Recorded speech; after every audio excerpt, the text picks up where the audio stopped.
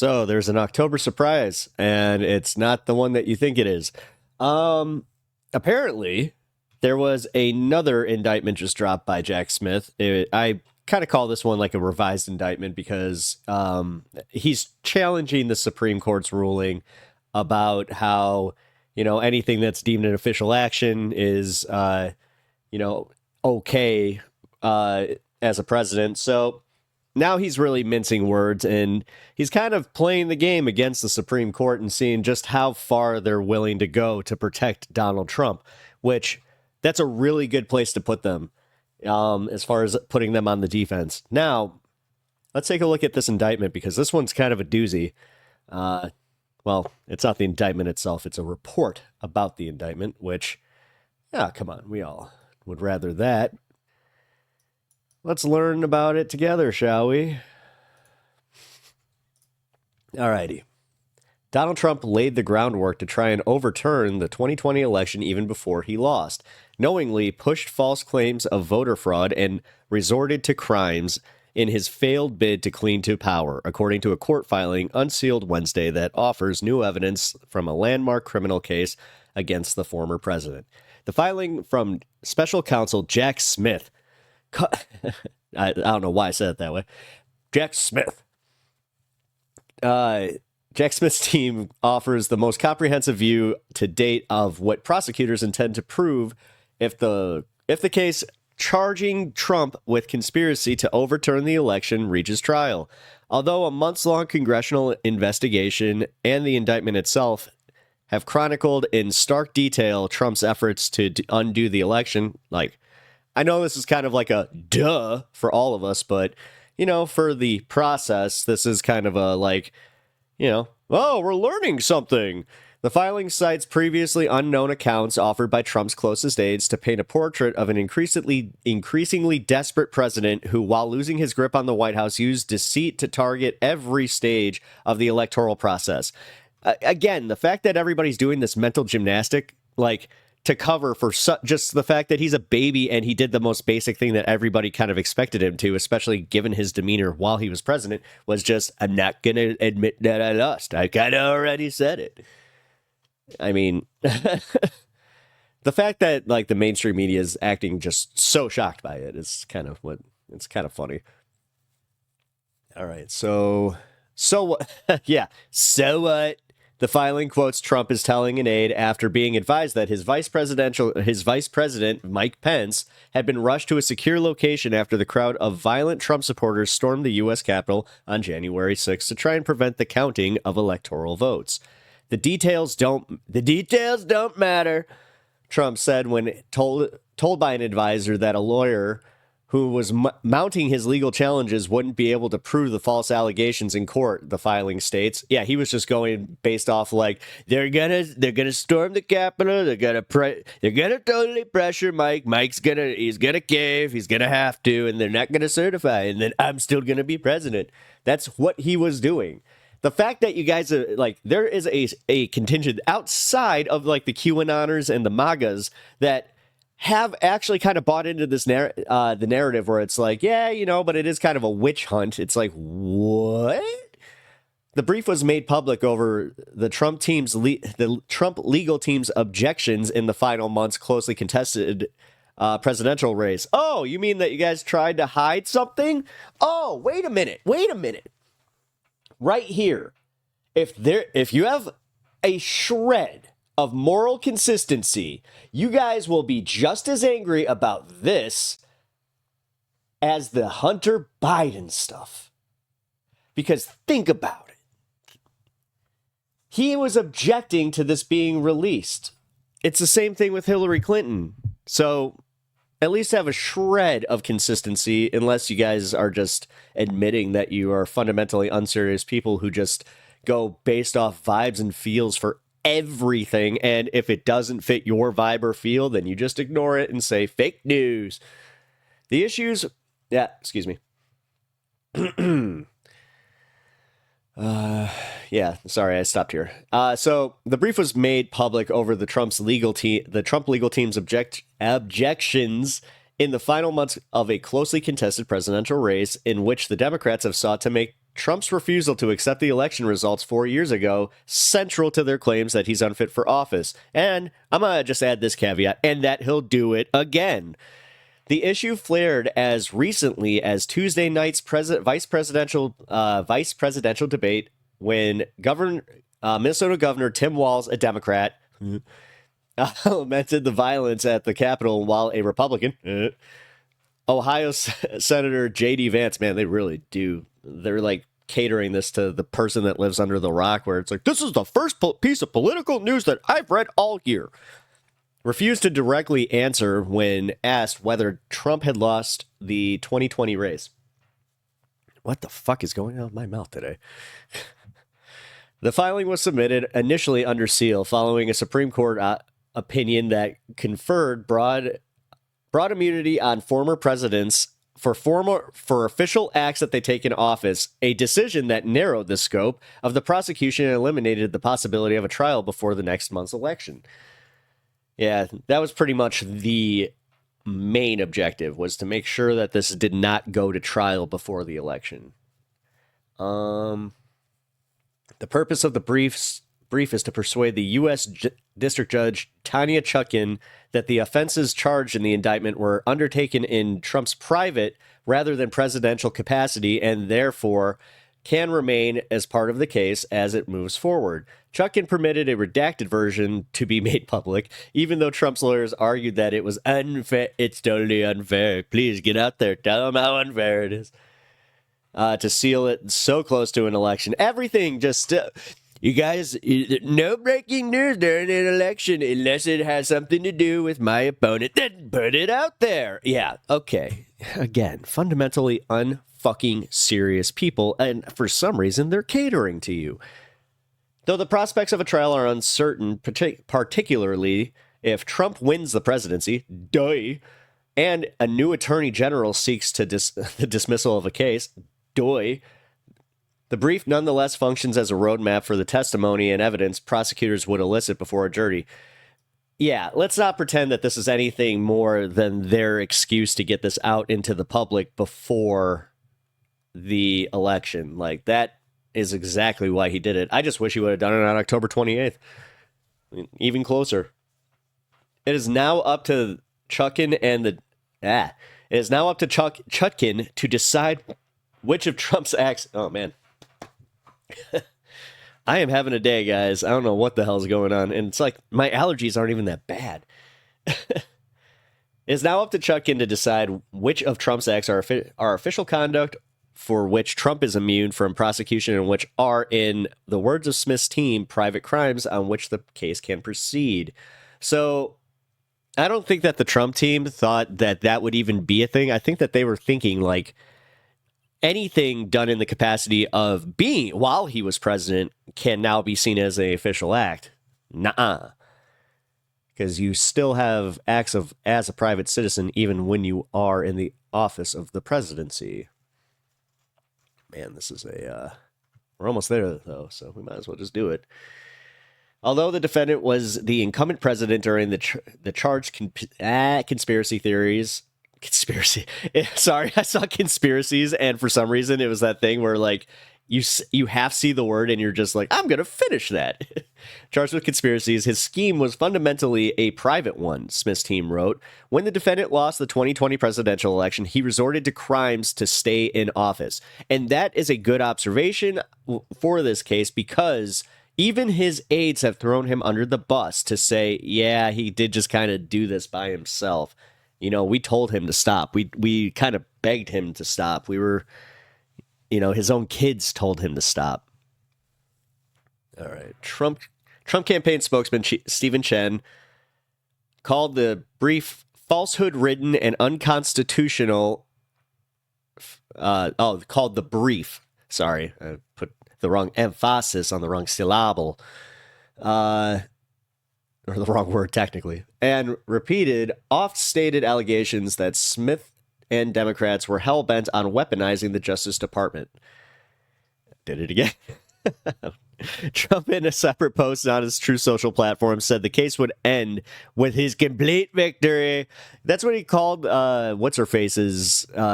She threw out the case to try and delay it, but then, now she's on the hook for judicial misconduct. So, yeah, good job. The filing alleges that Trump laid the groundwork for rejecting the election results before the contest was over, telling advisors that in the event he held an early lead, he would declare victory before the ballots were counted. Any winner before they were counted and any winner was projected. I'm just gonna say I win.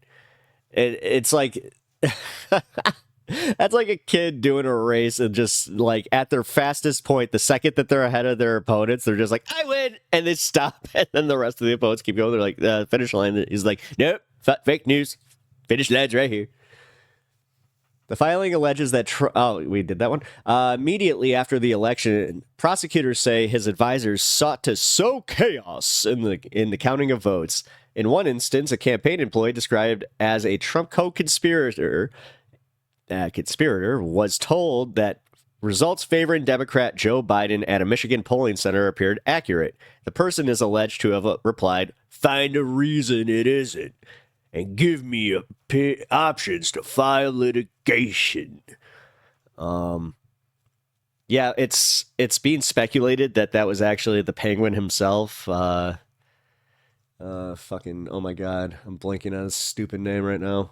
Whatever, I'm not gonna go that deep into it. You know who I'm talking about, though. Prosecutors also allege that Trump advanced claims of fraud despite knowing that they were false. What? No way. Recounting how he conceded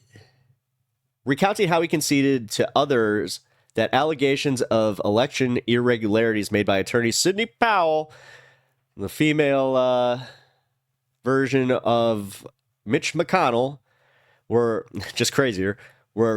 Even this lady's crazy, but you know what? We can use her. And referred to the science fiction series Star Trek.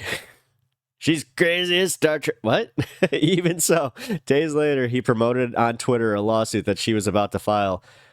I'm about to release the Kraken. I have information from the board themselves that the Democrats were indeed they were assimilated before the elections, and therefore they used a hive consciousness to take over the election. Releasing the Kraken is all we could do. It's a space Kraken. It's going to go after the Enterprise. In demonstrating his apparent indifference to the inaccuracies of the election fraud claims, prosecutors also cite an account of a White House staffer who, after the election, overheard Trump telling his wife, daughter, and son-in-law on Marine One, "It doesn't matter if you won or lost the election. You still have to fight like hell." Even though, when Democrats did the same thing legally, they're just like, they tried to steal the election. Look. Jesus Christ. Again, no consistency in their arguments. The filing also includes details of conversations between Trump and Pence, including a private lunch on November 12, 2020, in which Pence reiterated a face-saving option for Trump, telling him, "Don't concede, but recognize the process is over." He's literally like, you don't have to say you lost, but you have to recognize you lost. In another lunch days later, that was the nice lunch. This next one, I made sure he only had Lunchables. Pence urged Trump to accept the election results again and run in 2024. I don't know, 2024 so far. I know. Even he was like, I don't want to wait. He really is just such a kid. Are you telling me it's so far away? How many sleeps? Prosecutors say that by December 5th, the defendant was starting to think about Congress's role in the process.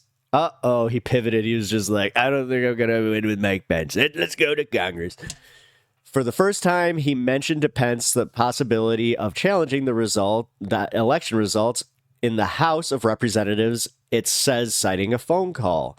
But prosecutors wrote, Trump disregarded Pence in the same way he disregarded dozens of court decisions that unanimously rejected his and his allies' legal claims, and that he disregarded officials in the targeted states, including those in his own party. Yeah, Mike Kemp, or is that his name? Kemp? Governor Kemp? I think I'm Brian Kemp. Sorry to anybody in my private life that if I've ever fucked up your name, it's like, yeah, and I somehow get these politicians right. Ugh, great. Who stated publicly that he had lost and that his specific fraud allegations were false. But the 11,000 votes, I just need you to find me the 11,000. Pence chronicled some of his interactions with Trump and his eventual split with him in a 2022 book called So Help Me God. Mueller. He also was ordered to appear before a grand jury investigating Trump after courts rejected claims of executive privilege. Yeah, and then Supreme Court. Prosecutors also argue Trump used his Twitter account to spread false claims of election fraud, attacking those speaking the truth about his loss and exhorting his supporters to travel. Yeah, at that point, he was just like, come on, it's going to be a party. Come to January 6th, it's going to be wild. I think he even said that. They intend to use forensic evidence from Trump's iPhone to provide insight into Trump's action after the Capitol Hill attack. Because that's his private phone. Oh, I see how they're doing that. Okay. Of the more than 1,200 tweets Trump sent during the weeks detailed in the indictment, prosecutors say the vast majority of the 2020 election, including those falsely claiming Pence could reject electors, even though the vice president had told Trump that he had no such power. That steady stream of disinformation culminated in his speech at the Ellipse on the morning of January 6, 2021. God, I'll never forget that. I just remember like getting to the end of it. I'm like, is he really doing this? And then when I saw him go to the Capitol, when he said, go to the Capitol, I was like,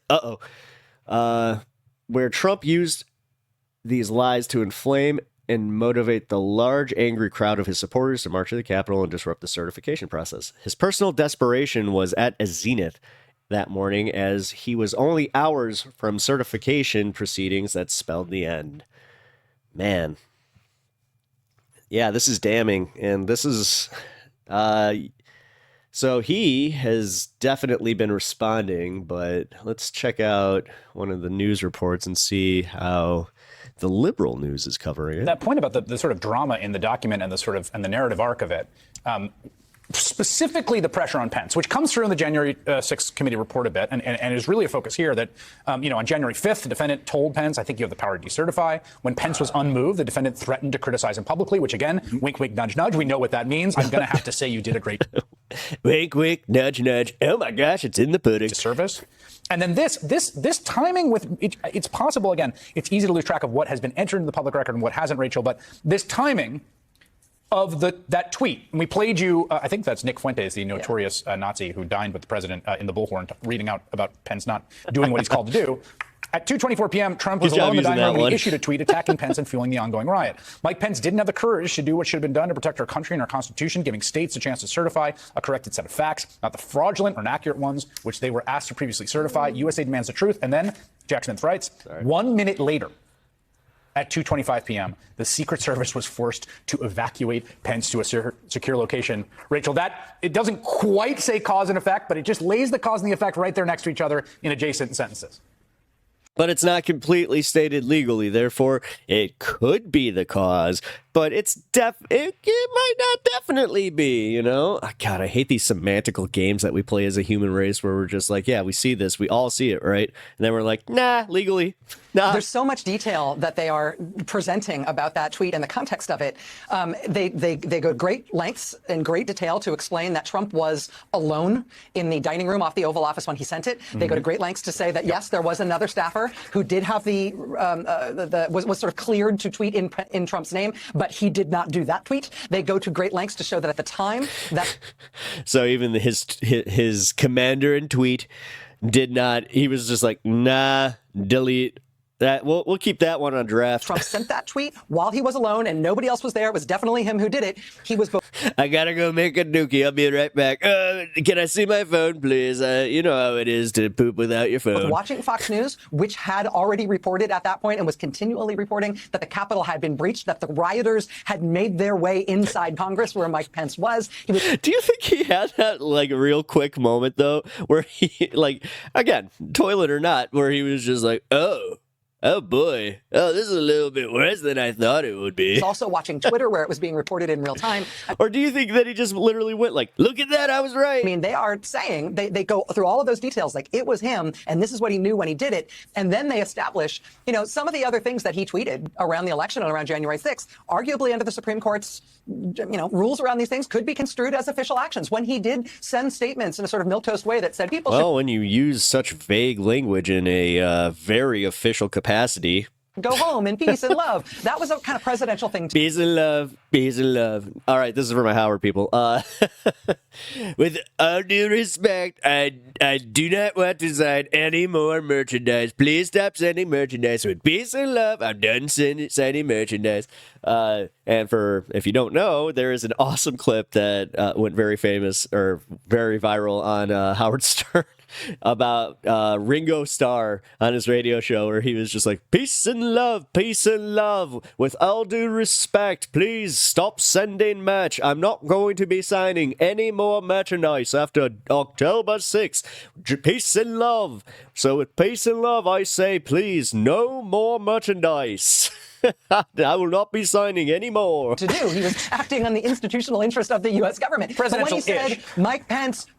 Yes, but when he said Mike Pence didn't have the courage to do what needed to be done, there's nothing presidential about it. There is no way that this could be construed as doing anything. Sorry, I just shaved it. It's like one of those times. Other than advancing his personal, private, criminal interest in that moment. They just cover every single angle of it in a way that it just feels like a straitjacket.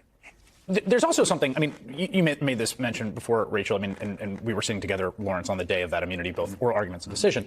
This effort basically, a largely successful effort in certain ways, aided by the Supreme Court, right, to make all this just disappear down the memory hole, right? As we sit here 34 days from an election in which we all know, everyone who covers this, everyone in politics, Democrat, Republican, across the ideological spectrum, understands that he's going to try to do the same thing again. Yeah, but we're all ignoring it. We're all somehow just going, maybe he won't. Obviously a certainty, right? And so this part, which seemed relevant today, and particularly relevant after at your very funny line last night about J.D. Vance being the first vice presidential nominee not to know who won the previous election. The defendant and his co-conspirators also demonstrated their deliberate disregard for the truth when they repeat. Ooh. So you guys may not have seen it because my screen is blocking it, but they're going to have Cassidy Hutchinson, who was the staffer that they interviewed on during the January 6th. You know what? This is a really good... I was kind of thinking about this earlier when I heard about this, that this would be a really good time to start playing the actual testimony from the January 6th committee. Like, this is the time to really hammer the January 6th stuff. Repeatedly change the numbers. I love this. Change the numbers in their baseless fraud allegations from day to day. The conspirators started with the allegation that 36,000 non-citizens voted in Arizona. 5 days later. Do you know how many people actually quoted those numbers like they were so factual too? Like, it's so weird how like confident these idiots get, especially like on Facebook or like wherever the hell. And they're just like, look, see, there's an official report. It was beyond credulity that a few 100,000 didn't vote. 3 weeks later, the bare Stupidity minimum was rolling downhill, 40 or starting with 50,000. Donald Trump. So the timing of this, less than 24 hours after we saw J.D. Vance on the debate stage, unable to answer the question of did Donald Trump lose the election, and J.D. Vance having publicly already said he would not have done what Mike Pence did. He would have done exactly. Donald Trump would only have to ask him once. Yeah. In fact, might not even have to ask him. He might do it proactively. Yes. Right? Yeah. And so, and then No, for he's this document he's already kind of doing it by like not admitting the thing, even though, whatever. to emerge today. He's the same guy that also where called. He's the one who called star him of Hitler. Today's document is Mike Pence, absolutely. because he hasn't been in anything else we've been able to read. So this really is Mike Pence's moment in this story today. And every single step of this story that Mike Pence is in, Mike Pence is doing and saying the right thing every time. He's saying and doing what he was elected to do, what his oath of office told him to do, which is when Donald Trump says to him, you really should do this, every single time, he says no, every single time. Against interest and, of course, against the political pressure. Rachel. I just wanted to jump in there and just follow sort of in the shadow of what Lawrence just said there. You noted, Chris, like it's kind of hard to keep track of what's in the public record. And Lawrence was saying this sort of feels like the screenplay version. This helps you connect different things. One of the things that I never connected before, it's something that's described on page 63 of this document. We knew from Pence's memoir that when he was really making clear as of New Year's Day, as of January 1st, that he was not going to go along with this, that all the lobbying of him was not working. I can't say what you will about Pence. And I say a lot because, like, again, mother, but at least he did the right thing. We know from his memoir that Trump threatened him and said, quote, hundreds of thousands of people are, quote, gonna hate your guts.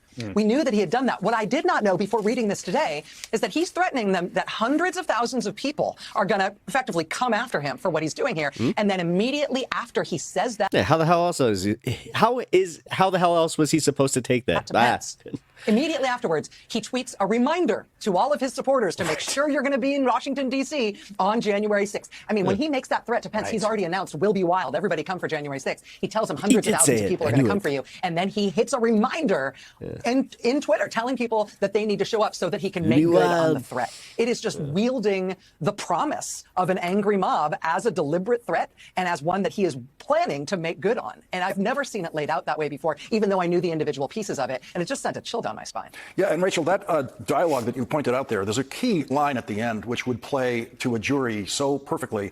When Donald Trump is saying to Mike Pence, you really got to do this, Pence saying he's not going to do it, and then he's telling Pence people are going to be very disappointed in you. His last line to Mike Pence is, "You're too honest."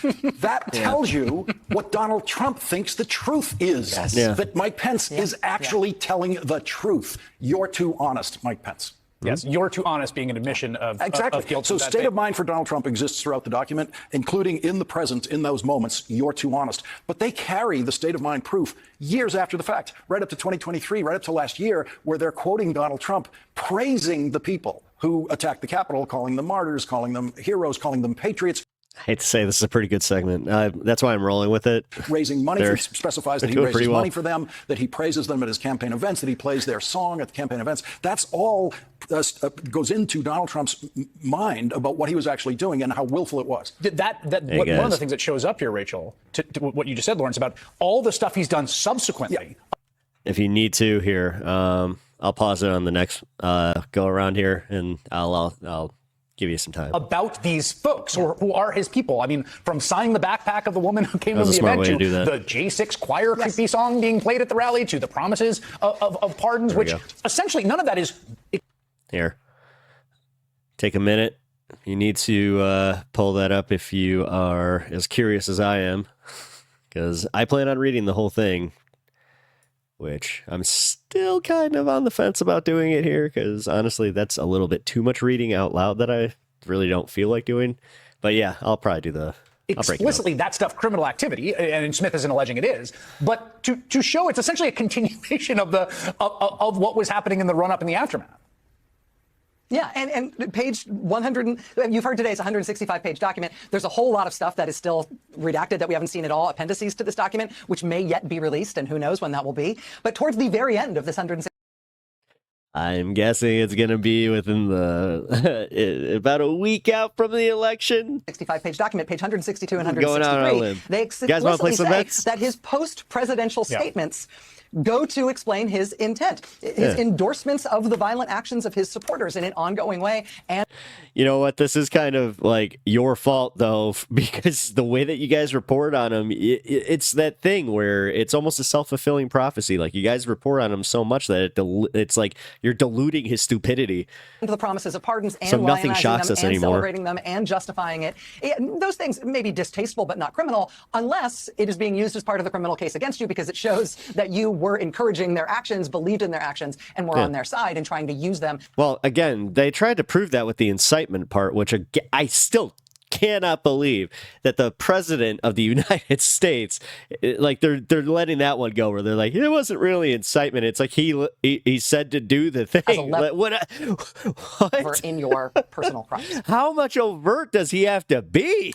It's not, I think, particularly useful or edifying for me to say this, but I'll say it, which is that it did make me enraged at the Supreme Court all over again. I mean, the degree to which, again, the plain facts of this, everything that's been established, all of the due diligence that's been done, all of the investigative work, all the things we know, everything we saw happen in real time, the impeachment, the Jan 6 committee, that it was all there and should have been essentially prosecuted like a normal crime is not happening. This is what we have, and I'm glad we have it, but it is. I'm sure that you guys have all thought this at one point, but once you find out how old he is, you're just like, how does he still look like you know that this is exactly how he looked when he was 10 years old? I would recommend saving some rage for their next decision on this very same. Well, that's a good point. Because whatever Judge Chutkan have some in the tank. Here, yeah, right. The Trump side is going to appeal her decision on this. Yeah. It's going to go to the appeals court. The appeals court is going to rule the Supreme Court, and then it's going to be a whole new. The thing is, I'm wondering if this will kind of challenge them to give clear language and revise their. So they're going to have Supreme Court's going to get another look at this, at the way Jack Smith has presented this evidence. Rachel. But importantly, when they do that, they will at least be unable to run away from the factual contentions as laid out by Jack Smith, right? I mean, one of the things that was most enraging about both the oral argument and the ruling by Chief Justice Roberts in the immunity case was they kept saying, whatever the facts are here, like, we don't need to engage with what actually happened here. This is just high-minded constitutional thinking that we're doing here. We don't need to get into the specifics of what actually happened. Again, if Biden was based as, or like even just had a hint of humor, he would have done something. Well, yeah, you do, because your ridiculous immunity ruling makes us have to parse every individual action to decide whether it's capital O official or lowercase o official or not official at all in this bizarre system that you made up. But that means we need to go through the facts of every single one of these things. And here's the factual record. And him saying, so what, when he was confronted with the physical peril that he had put his vice president in. Here's him saying the details don't matter when he's told by his own legal counsel that what he is proposing is illegal and will not stand up in court. I mean, the factual record here is for the public, but it's also to, I think, ultimately embarrass those justices if they want to keep the charade going to another round. No, it's a good round. It's a really good strategy because honestly, it puts them on their toes because now they have to play defense for this shit. It's kind of fun. It really, keep challenging them because it's ridiculous the way that they also are doing this. Like, we're the law of the land. We're like, not only are we above the law, but anybody that we deem to be above the law is above the law. It's insane. Like, it really is like the most corrupt, like, thing that we have in the world right now is our Supreme Court. It's fucking nuts. Like when they just not even unilaterally, because that would imply that the other 3 justices or 4 justices on the liberal side are even complicit in it, but they're really not. It's more so like the Clarence Thomas shit, and just being like, we could totally, take bribes now. We'll make it completely legal for us to take bribes. It's like this, what? At what point? And I hate the fact that it's like Congress that is the one that's like, no, because we're never going to impeach one of our justices or a justice at all because we don't want to establish bad precedent.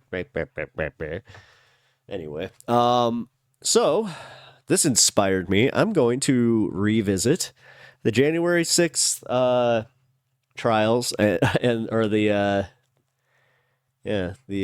testimonies of the January 6th committee, because honestly, I think that that's what the mainstream media needs to be doing and giving everybody a little refresher course on everything that happened at that point. Because, it was kind of, it was a thing. It was definitely a fucking thing. So, and I hate how they gaslit us into just being like, yeah, but was it though? Was it?